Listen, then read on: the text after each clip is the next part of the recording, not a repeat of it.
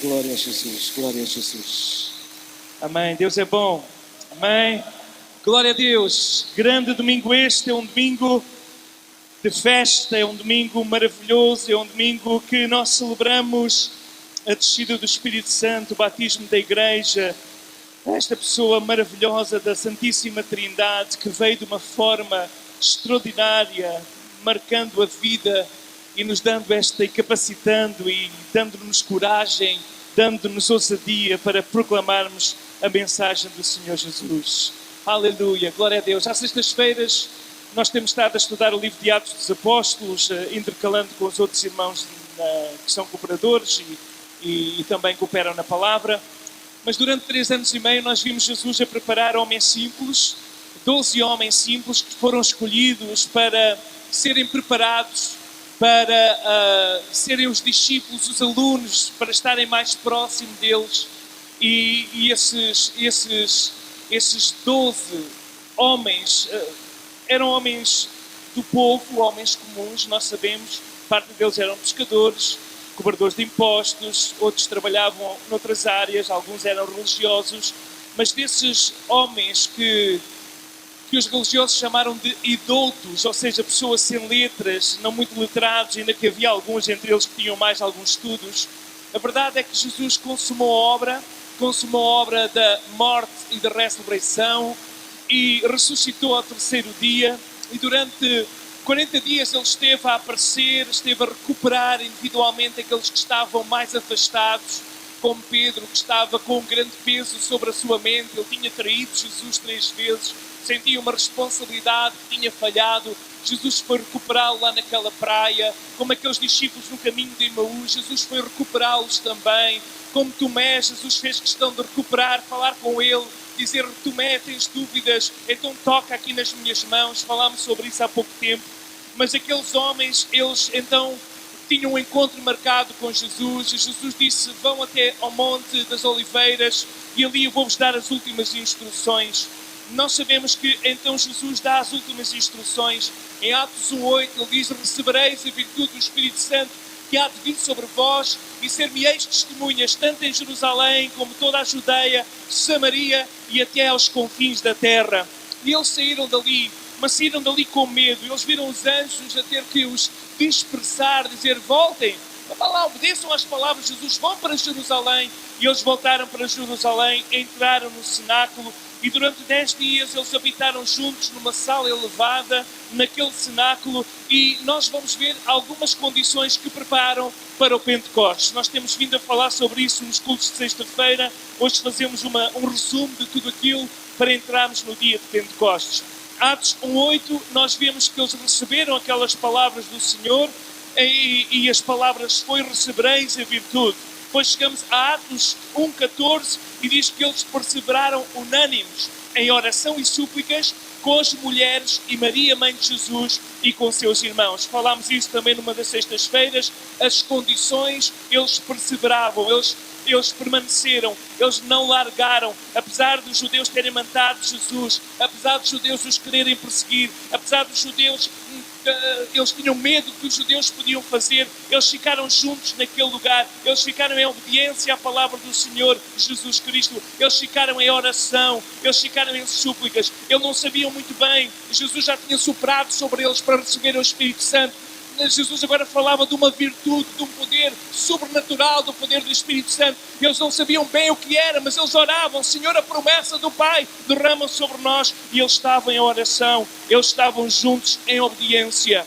Irmãos, se nós queremos ver Deus se manifestar na nossa igreja, Deus derramar o seu Espírito Santo sobre nós, nós precisamos estar juntos em obediência. Em obediência à palavra de Jesus Cristo, em obediência aos escritos da palavra de Deus. Se nós vivemos em pecado, em desobediência, se nós vivemos à desobediência dos mandamentos do Senhor, nós não somos terreno fértil para o Espírito Santo habitar, nós não somos terreno fértil para o Espírito Santo descer. Mas se nós formos obedientes à palavra do Senhor, A obediência abre a porta à bênção. A obediência precede a bênção. Então nós temos que ficar em obediência. Eles perseveraram. Eles tiveram ali 10 dias de oração. 10 dias de oração juntos, unânimes. E a união, irmãos, é uma das chaves. Também não vou pregar sobre isso. Mas a unidade é fundamental. Irmãos, o inimigo sempre vai nos querer separar. Vai nos fazer levantar as nossas diferenças. Nós somos pessoas diferentes. Temos histórias de vida diferentes. Temos culturas diferentes, temos backgrounds, passados diferentes, mas nós temos que estar unânimes, porque a unidade é algo que o inimigo detesta.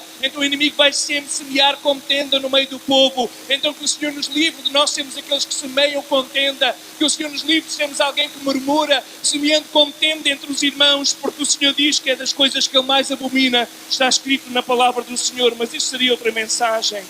Mas eles ficaram também em oração e súplicas, diz lá no verso 14. Perseveravam unânimes em oração. Oração, oração, oração. E nós precisamos de orar. E a igreja tem vindo a orar.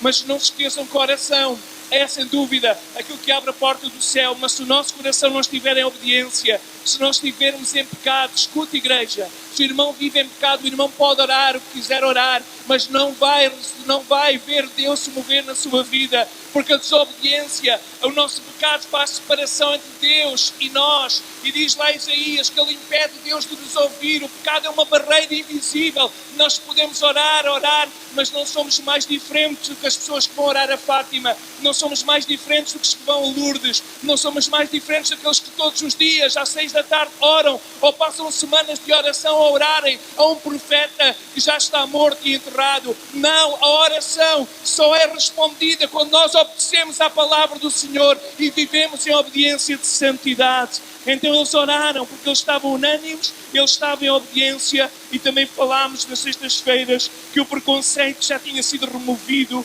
porque nós vemos aqui Lucas a dizer que as mulheres estavam presentes e Maria, mãe de Jesus, estava presente e os irmãos de Jesus estavam presentes. E eu acredito que Deus quer fazer algo em Portugal e usar a nossa igreja para ser também, de alguma forma, catalisador dessa mudança na nossa nação. Deus quer nos usar, irmãos. Não podemos ficar apenas nas experiências do passado, nas histórias do passado.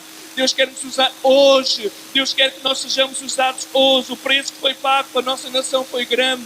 Os pais da nossa igreja jejuaram e oraram muito. Eram homens e mulheres que dobravam os joelhos e estavam horas de oração, madrugadas de oração.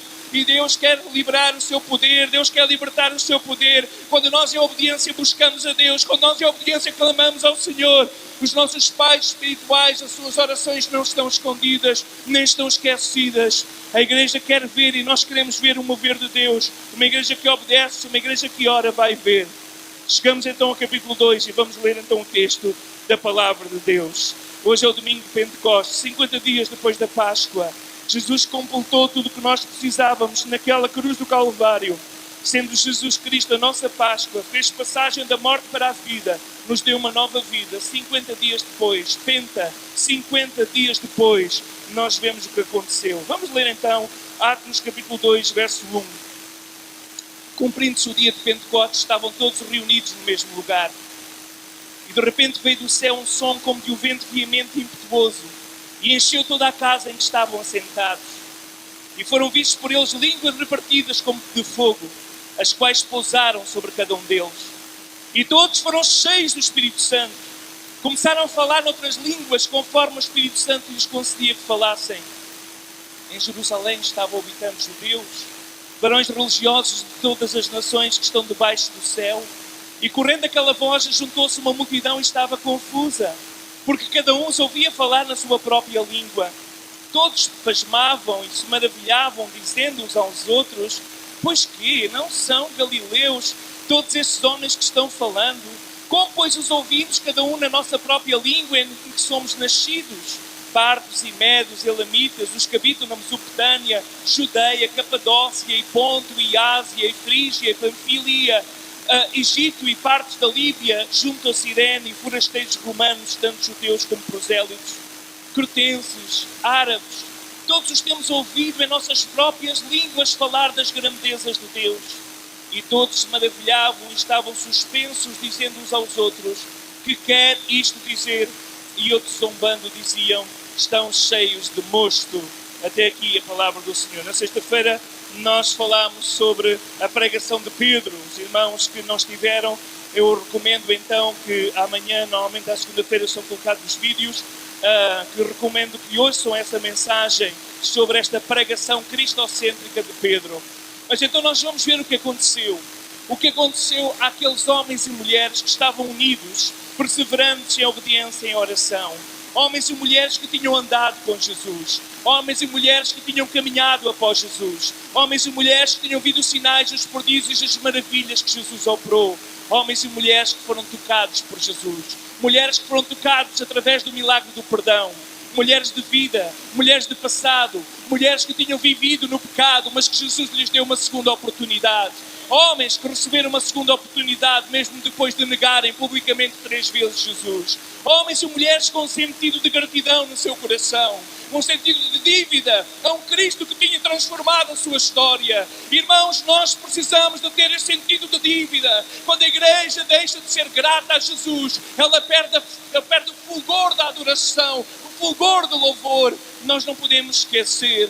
Infelizmente, às vezes, quando a igreja vive segundas, terceiras e quartas gerações, às vezes há crentes que, graças a Deus, eles cresceram na igreja. Desde pequeninos os seus pais levaram à escola dominical, sempre foram fiéis, nunca se desviaram do Senhor. E às vezes não têm este grande sentido de gratidão. Irmão, louva ao Senhor por nunca ter se desviado dos caminhos do Senhor, porque esse é o maior milagre, porque eu deveria ter seguido esse caminho e infelizmente eu fracassei e não consegui. Mas graças a Deus, mesmo nós que falhamos, o Senhor nos foi buscar lá nas veredas da amargura e do pecado e nos trouxe de volta novamente sobre a rocha. Por isso louvamos o seu nome. Sejamos sempre fiéis ou sejamos por vezes infiéis, redimidos, recuperados e restaurados por Jesus Cristo. O Espírito Santo desceu naquele dia.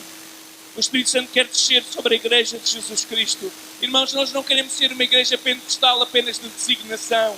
Nós não queremos ser apenas uma igreja pentecostal que está nos nossos estatutos. Eu recebo chamadas agora como responsável, muitas chamadas, pessoas a quererem vender produtos, dos líderes de comunicações, das pessoas das finanças, etc. E telefonam para mim e quando querem dizer é da Assembleia de Deus e não sabem dizer a palavra pentecostal porque não conhecem o termo. Ficam atrapalhados pentotal e dizem palavras estranhas. Eu, pentecostal. E eles não conseguem repetir porque não conhecem o termo. Eu temo que alguns irmãos que estão na Assembleia de Deus Pentecostal também já não conhecem, eu não digo o termo, mas não conhecem a experiência. Então nós precisamos recuperar a experiência pentecostal. Irmãos, é verdade que tenho trabalhado nos últimos anos na Aliança Evangélica. Tenho irmãos que trabalham ao meu lado e que são meus diretores, que são da Igreja Batista, do Movimento dos Irmãos ou de outras denominações. Mas eu sei que quando estou com eles, talvez não tenha esta vontade. Mas nós estamos na nossa casa e nós somos a Assembleia de Deus Pentecostal, porque nós acreditamos que o Pentecostes é para os nossos dias, porque a promessa diz respeito àqueles que receberam em primeira mão, aos filhos e a todos quanto recebiam promessa que fomos nós. Um dia nós recebemos essa promessa. Todos nós temos as nossas experiências. Eu tinha 8 anos de idade, num culto de fogueira na rua, quando eu estava ali com medo, simplesmente a tentar tratar do fogo, aquele fogo físico, enquanto todos estavam a experimentar o fogo espiritual. Mas graças a Deus que um aluno do instituto chegou ao pé de mim, um jovem chegou ao pé de mim e disse: Josué, não queres experimentar? Eu disse sim, então começa a louvar. E na medida que eu comecei a louvar, o Espírito Santo desceu sobre mim, de tal maneira que eu não consegui mais falar português durante horas e até na manhã seguinte. Eu creio, eu acredito.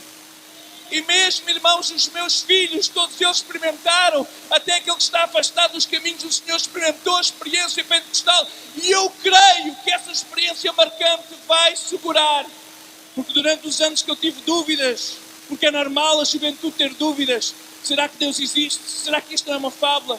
Será que isto é apenas fé dos meus filhos? Será ou dos meus pais, melhor?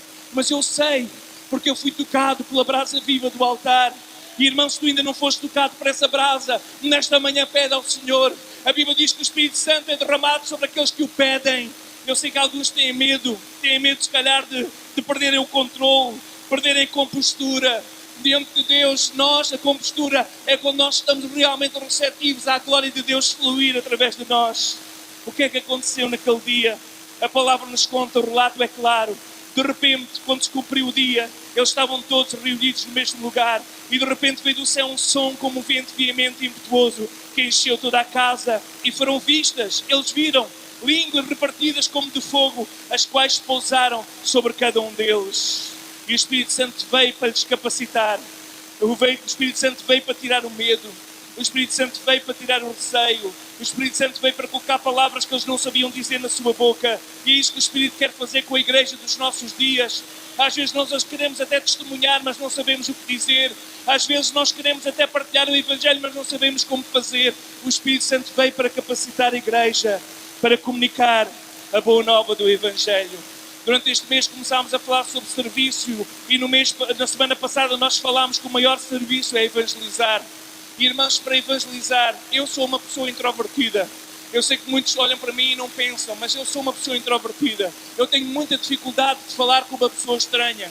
E só consigo se for no poder do Espírito Santo, principalmente quando falamos de pregação. Lá em casa todos são assim, praticamente, tirando o meu filho mais velho ou a minha filha que melhorou um pouco. Mas quando é para tratar de algum assunto, passa para mim o telefone, fala tu. Ninguém consegue falar com ninguém, tem dificuldade. E às vezes nós nos sentimos na mesma circunstância. Quando vimos pessoas ao nosso lado que precisam do Evangelho vivo de Jesus Cristo, que precisam de ser resgatados da maneira em que estão a viver dos vícios, e sentimos medo, sentimos receio. Ora, o Espírito Santo vem para capacitar o crente, para falar de uma forma sem medo, uma forma ousada, uma forma intérpreta. E é isso que Deus quer fazer com cada um de nós. Porque a questão aqui é cheios do Espírito Santo para quê? Eu lembro-me há uns anos atrás, nós estávamos a preparar um retiro de jovens, estávamos a discutir o título, e eu disse assim, vamos usar o título cheios para quê? Porque há muita gente que quer experimentar apenas a experiência, a emoção, o arrepio na espinha, a pele em pele de galinha, mas não é para isso que o Espírito Santo vem, não é para nos dar uma experiência assim sensorial, não. O Espírito Santo vem para nos capacitar para falar a mensagem de Jesus Cristo. Eu vou-vos dizer um segredo. Há muita gente que foi batizada e depois, quando chegou à altura no Espírito Santo e quando chegou à altura de falar, ele deu um passo atrás. E essa pessoa normalmente acaba por perder aquela graça e aquela unção que tinha sido derramada sobre a sua vida. Porque a unção vem para nos capacitar. A capacitação sobrenatural tem um propósito claro. No Pentecostes nós vemos que esta capacitação, este batismo do Espírito Santo, este Pentecostes não tem um propósito para emoção, não tem um propósito de uma experiência mística, tem um propósito muito claro para nos fazer lembrar a palavra. Jesus diz isso em João, para nos fazer lembrar a palavra e nos capacitar a comunicar a palavra. E a igreja precisa deste Pentecostes, irmãos. Jesus disse, aquele Consolador, Espírito Santo. Ontem nós estávamos aqui no curso de como comunicar redes sociais. Os mais jovens trabalham então com os computadores, com os programas de design, não sei o quê. Estávamos aqui com a nossa irmã Mariana, ela estava então a ensinar como fazer, como ajustar, tudo isso. E no final eu estava muito grato porque dos que estavam presentes, dos jovens, 3 eram não batizados. Eram jovens que estão connosco há pouco tempo na igreja. Alguns até são filhos de crentes e até de líderes, mas outros eram pessoas que vieram. Eu dou graças a Deus. Não sei se a Jéssica está aqui. Estás aqui, Jéssica? Ok, não está. Então vou citar aqui, já citei o nome, não ia dizer o nome, agora acabei de dizer o nome. Eu estava a falar com esta nossa nova irmã em Cristo e ela estava-nos a contar como foi a sua experiência. Ela teve um relacionamento com alguém que era cristão. Então ela começou a ter a curiosidade acerca da sua fé e começou durante a pandemia a assistir aos cultos numa igreja americana em inglês. Ela esteve online a assistir àquela igreja. Ela entregou a sua vida a Jesus. Ela comunica online e estava numa igreja do outro lado do Atlântico, a congregar numa igreja online do outro lado do Atlântico. Até que de repente algum líder lhe diz, tu tens que procurar uma igreja local, porque tu tens que servir também. Tu não podes só estar a assistir, porque crente não é salvo para assistir, crente não é salvo para estar sentado na cadeira, crente é salvo para participar na obra. Como nós falávamos a semana passada, nós fomos chamados ao sacerdócio universal dos crentes, todos nós temos que fazer alguma coisa, e como falámos a semana passada, a primeira e maior coisa que temos que fazer é partilhar o Evangelho. Então ela estava a dizer e procurou, e Deus a trouxe até aqui. E ela veio logo se inscrever, preencheu o formulário de serviço online, colocou praticamente quase tudo. Ela está no último ano de arquitetura na faculdade. E ela estava a dizer, eu também quero servir nas obras, um dia mais tarde se calhar vou escrever, mas gostava de aprender como se faz as coisas. Irmãos, eu estava tão grato a Deus. Eu estava a ver aquele testemunho e estava a dizer, é isto. Nós precisamos recuperar o primeiro amor, porque há pessoas que têm assim algum tipo de seleção com o serviço que fazem na obra do Senhor, como se lá no céu houvesse uma seleção. Aquele é o bairro dos arquitetos, aquele é o bairro dos doutores e engenheiros, aquele é o bairro... Não, irmãos, nós somos um em Cristo, e em Cristo nós vamos ser avaliados pelo serviço que fizemos a Ele, seja esfregar o chão, seja estar na recepção com um sorriso a receber as pessoas, ou seja servir na cafetaria, ou limpar a casa de oração. Tudo está registado no céu. Mas a maior tarefa, irmãos, nós não podemos esquecer isto. A maior tarefa da igreja é proclamar, é anunciar, é partilhar. A palavra viva se fez carne. Jesus habitou entre nós. Ele verteu o seu sangue por cada um de nós, para que todo aquele que crê em Jesus Cristo não pereça, não morra, mas tenha a vida eterna. Então eles estavam juntos e de repente veio um som. De repente veio um som como um vento veemente. E foram vistas aquelas línguas, mas não foi vista apenas umas línguas como de fogo. Diz no verso 4 que todos foram cheios do Espírito Santo. Nós nas sextas-feiras temos falado sobre esta questão de todos, de toda esta terminologia. Hoje estamos a fazer um resumo sobre o dia de Pentecostes. Todos foram cheios do Espírito Santo. Todos começaram a falar novas línguas. Todos falaram línguas conforme o Espírito Santo lhes concediam que falassem. Todos. E claramente o texto nos mostra que eles foram capacitados. Eles estavam no dia de Pentecostes, uma das festas principais dos judeus. E Jesus tinha dito em Lucas 24, verso 46, está escrito que o Cristo tinha que padecer. Está escrito que convinha que Ele padecesse. Está escrito que ao terceiro dia convinha que Ele ressuscitasse dos mortos. E também está escrito que em seu nome se pregasse o arrependimento em todas as nações, começando por Jerusalém. E Jesus volta-se para os discípulos e diz, vocês são testemunhas disto. Vocês são testemunhas. Então eu vou enviar a promessa. Eu vou enviar a promessa do meu Pai. Ficai nesta cidade, até que do alto sejais revestidos de poder. Verso 49. Ficai, até que sejais revestidos de poder. E é isso que Deus quer fazer, irmãos. Nós estamos numa caminhada cristã. Alguns estão mais à frente, outros estão mais atrás, em termos da caminhada, no percurso, mas todos estamos no caminho da fé. Uns com mais maturidade e experiências, outros com menos. Às vezes os que não têm menos têm mais fogo dos que têm mais, porque os que têm mais muitas vezes baseiam-se na sua experiência em vez na dependência. Enquanto o novo quando tem que falar Jesus e não sabe o que dizer e não sabe o que falar, tem que depender do Senhor. Mas o Espírito Santo vem nos ensinar, o Espírito Santo vem nos lembrar, o Espírito Santo vem nos capacitar. Eles começaram a falar noutras línguas, diz o versículo, conforme o Espírito Santo lhes concedia que falassem.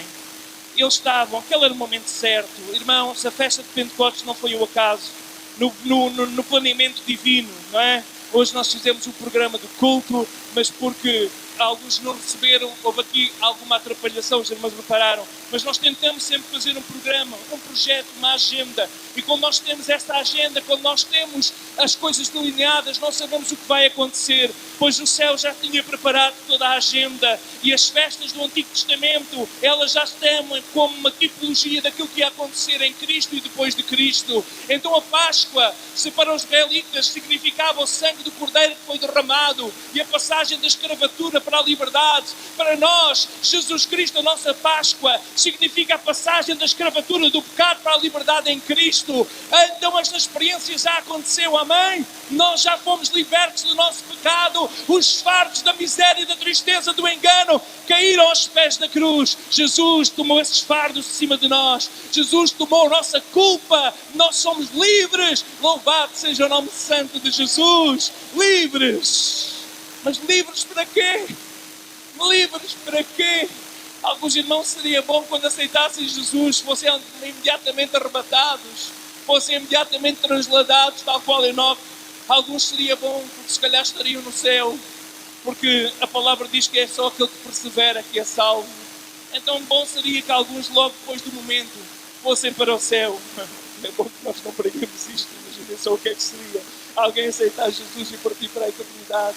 Pelo menos partia salvo e feliz, não é? Mas justificava que não ficariam tão felizes. Mas, meus amados, o que eu quero dizer com isto é que nós estamos aqui para nós experimentarmos tudo aquilo que o Senhor tem para nós experimentarmos. E este Pentecostes fala-nos a nós de um povo que tinha subido. Nós vemos aqui as nações que estavam presentes em termos de línguas. E estas línguas falam de regiões onde as línguas eram faladas. Capadócia, Ponto, Ásia, Frigília, Pafília, Egito, Líbia, Cirene, romanos de Roma, de Creta, da ilha, árabes. Mais tarde nós vemos o apóstolo Paulo fazer viagens por todos esses lugares. Nós vemos os discípulos depois seguirem para esses lugares. E muitos, por causa que estiveram lá presentes, voltaram para as suas terras com esta experiência. Porque nós vemos que 3.000 deles responderam positivamente ao apelo da salvação, lá no verso 37 do capítulo 2. Mas quando nós, meus amados irmãos, estamos aqui nesta manhã, a buscar a presença do Senhor, a buscar o Pentecostes, nós vemos que eles foram capacitados para falar noutras línguas. E a igreja precisa de ser capacitada para falar na língua do povo.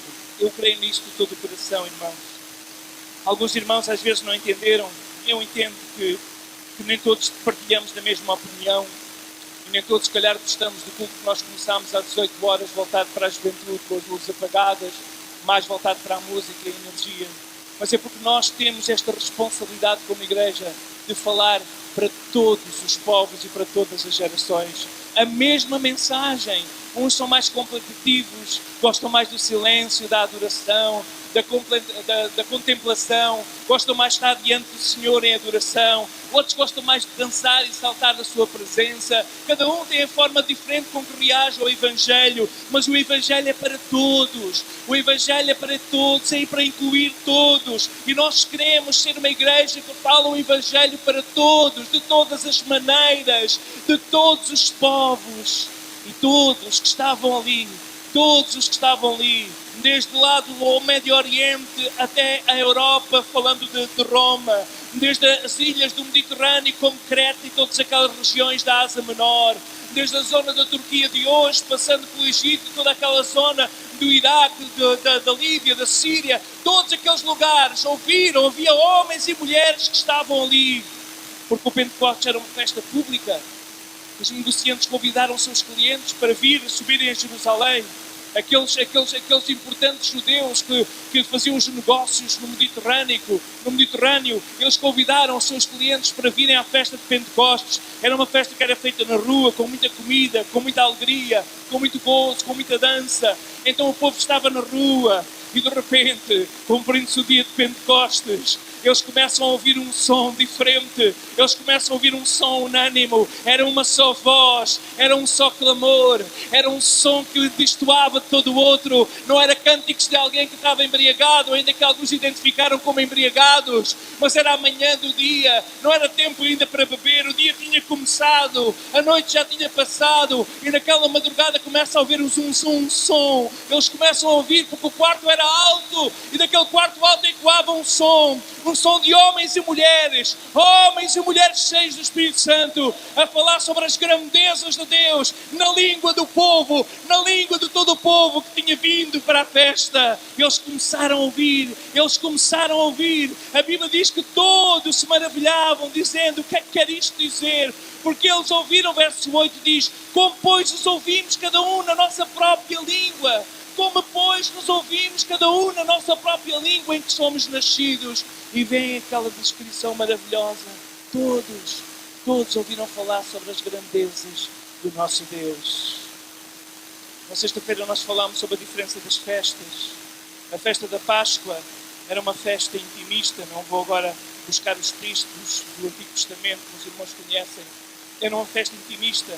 Era uma festa que era passada para a família, matavam um cordeiro, e se a família fosse pobre, então juntavam 2 ou 3 famílias, próximas, vizinhas, íntimas, para estarem no íntimo a comemorar a Páscoa, a comer as ervas amargosas, o pão sem fermento, lembrando aquele tempo dos chicotes nas suas costas quando eram escravos, lembrando quando tiveram que amassar muito barro para fazer muito tijolo, lembram do trabalho da escravatura, e eles comemoravam, choravam ali, ao mesmo tempo eram gratos a Deus, porque o sangue do Cordeiro lembrava como eles foram libertos da morte, do anjo da morte que passou sobre todas as casas no Egito, mas onde havia sangue do Cordeiro, na ombreira, o anjo passava e não havia morte. Será que a tua casa está debaixo do sangue do Cordeiro? Se estiver debaixo do sangue do Cordeiro, não há morte, há vida, há salvação, louvado seja o nome. Então eles festejavam e lembravam-se aquele milagre maravilhoso do Egito, lembravam-se aquele milagre na intimidade,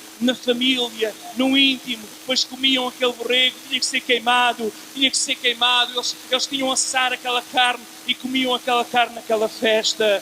Mas o Pentecostes era diferente. O Pentecostes era uma festa pública. O Pentecostes era uma festa onde eles pegavam no trigo e na cevada, outros produtos agrícolas. A celebração foi levada para os lugares de culto, para o Templo de Jerusalém. No passado era nos campos, mas depois tomou-se em Jerusalém o centro do culto e havia uma ordem. A foice era lançada lá no campo às espigas para lembrar que era respeitada a recomendação também de deixar para os pobres grande parte. A cerimónia prosseguia com uma peregrinação para o local de culto. No terceiro momento da festa era uma reunião do povo trabalhador, em que trazia a família, os amigos e os estrangeiros, incluía os estrangeiros na festa. Era uma cerimónia que era uma santa convocação. Ninguém trabalhava durante o dia de Pentecostes. Eles eram considerados um período solene de alegria, era um período de ação de graças pelo pão, pela provisão, e eles estavam ali adorando e louvando a Deus. Nos celebrantes alimentavam-se parte das ofertas, e as 7 semanas de festa incluíam outros objetivos que não vamos agora falar.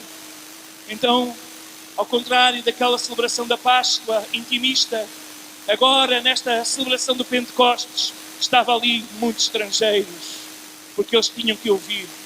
A mensagem tinha que ser explosiva.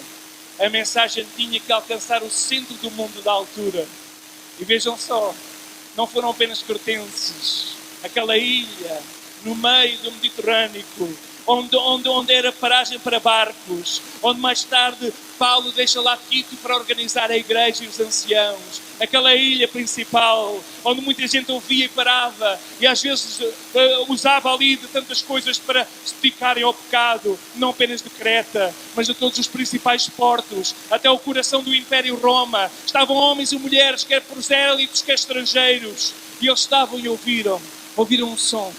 Ouviram um som diferente, ouviram uma linguagem com um sotaque galileu, como nós falávamos naquela sexta-feira em que analisámos versículo a versículo, com o sotaque galileu. Eles ouviram na sua língua as grandezas de Deus. Eu não sei o que é que eles falaram, mas eles falaram coisas extraordinárias, impactantes.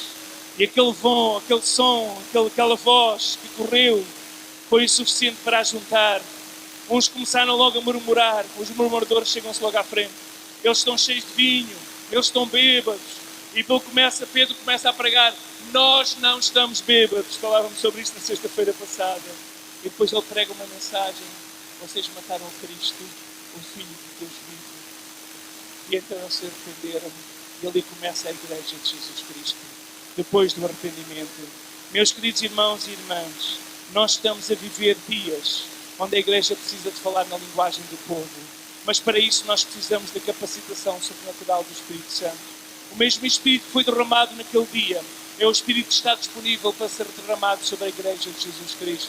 E nesta manhã nós vamos ter um momento de oração, invocando o Espírito Santo e a sua presença. Talvez tu estás ainda em pecado, talvez tu tenhas vivido ultimamente em vida dupla. Tu vens à igreja, mas durante a semana tu vives como se tu não fosses igreja. Está na altura de colocares a tua vida em ordem diante de Deus. Está na altura de fazer escolhas para aquilo que queres seguir, porque o Espírito Santo é derramado sobre os obedientes, o Espírito Santo é derramado sobre os perseverantes, o Espírito Santo é derramado sobre aqueles que desejam e clamam a promessa do Pai. A promessa do Pai é para todos, a promessa do Pai é para todos, a promessa do Pai é para mim e para ti. Aleluia. Vamos ficar em pé na presença do Senhor. Santo, santo, santo é Jesus Cristo. Nesta manhã nós queremos orar. Aqueles que realmente já pertenceram talvez à Assembleia de Deus Pentecostal, aqueles que já foram o povo pentecostal, aqueles que já foram o povo que clamavam e cantavam e louvavam o Senhor, aqueles que já foram o povo que experimentaram a alegria do gozo do Espírito Santo, mas o pecado, a tentação, o inimigo armou-te o laço e esse laço puxou a tua perna e tu caíste no chão, caíste com o rosto no chão. Tu não queres te levantar, mas não consegues, estás no pecado, queres voltar àquele sentimento de alegria, de paz e de presença do Espírito Santo. Nesta manhã é manhã de reconciliação. Nesta manhã é manhã de te reconciliares com o teu Deus. Não importa a tua história de ontem, não importa a tua história da semana passada, importa a tua história de hoje e a decisão e aquilo que tu fazes com essa decisão. Então nesta manhã o primeiro apelo, o primeiro convite é para aqueles que realmente perderam a alegria da salvação, perderam o gozo da presença de Deus, sentem a sua vida vazia e longe de Deus, mas desta manhã querem voltar para os braços do Senhor, braços que acolhem, braços que recebem os sujos e os imundos, como aquele filho pródigo que veio do meio dos porcos, mas ele foi recebido e acolhido por um pai que ama como tu estás, não ama o que tu fazes, mas ama a tua vida, não ama o teu pecado, mas ama a tua vida. Ele te ama e Ele te chama nesta manhã, volta para mim, entrega-me novamente o teu coração. Arrepende-te de onde caístes, lembra-te de onde caístes e volta para o Senhor. Eu não sei se tem entre nós alguém nestas circunstâncias que sente o Espírito Santo contender consigo. Então no lugar onde está, faça um sinal, levanta o seu braço. Nós queremos orar por si nesta manhã. Se tem sentido longe de Deus, afastado de Deus, se tem sentido vazio e tristeza, falta de paz e de presença do Espírito Santo, se tem sentido o pecado como que águas que quase o afogam, mas nesta manhã quer segurar a mão de Jesus, mão perfurada na cruz do Calvário e que traz vida e salvação. Levanta o teu braço, nós queremos orar por ti nesta manhã, para que Deus perdoe os teus pecados e te dê novamente a alegria da salvação. Eu não conheço todos os que estão aqui, como é óbvio, mas o Espírito Santo conhece cada coração. Cada coração, cada coração. E o nosso coração deve estar cheio de gratidão. Gratidão a este Deus, gratidão a este Senhor que nos salvou de uma vã maneira de viver. Agora eu queria orar por aqueles que realmente ainda não foram batizados no Espírito Santo, que ainda não tiveram esta experiência pentecostal, mas acreditam que esta promessa diz respeito a cada um de vós. Nós vamos ter um momento de oração, nós vamos dedicar neste culto, nós vamos desligar